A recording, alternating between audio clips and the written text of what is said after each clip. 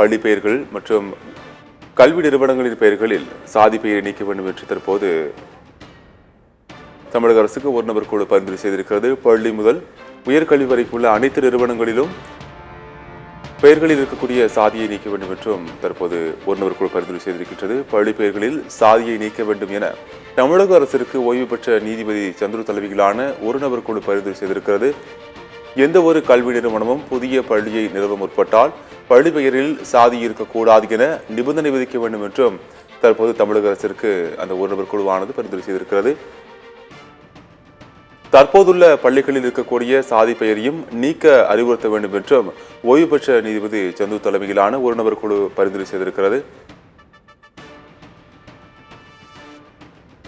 தற்போது இருக்கக்கூடிய பள்ளிகளிலும் சாதி பெயர் இருப்பின் அதனை நீக்க அறிவுறுத்த வேண்டும் என்றும் தமிழக அரசிற்கு ஒரு நபர் குழுவானது பரிந்துரை செய்திருக்கிறது. பள்ளி முதல் உயர்கல்வி நிறுவனங்கள் வரை அனைத்து மாணவர்களை உள்ளடக்கும் வகையில் இனி தனிச்சட்டம் ஒன்றை இயற்ற தற்போது தமிழக அரசிற்கு ஒரு நபர் குழுவானது பரிந்துரைத்திருக்கின்றது. பள்ளி முதல் உயர்கல்வி வரை நிறுவனங்கள் வரை அனைத்து மாணவர்களை உள்ளடக்கும் வகையில் தனிச்சட்டம் இயற்ற பரிந்துரையை தற்போது தமிழக அரசுக்கு ஒரு நபர் குழுவானது பரிந்துரைத்திருக்கின்றது. பள்ளிகளின் பெயர்களில் சாதியை நீக்க வேண்டும் என்று ஓய்வு பெற்ற நீதிபதி சந்து தலைமையிலான ஒரு நபர் குழுவானது தற்போது பரிந்துரை செய்திருக்கின்றது தமிழக அரசிற்கு.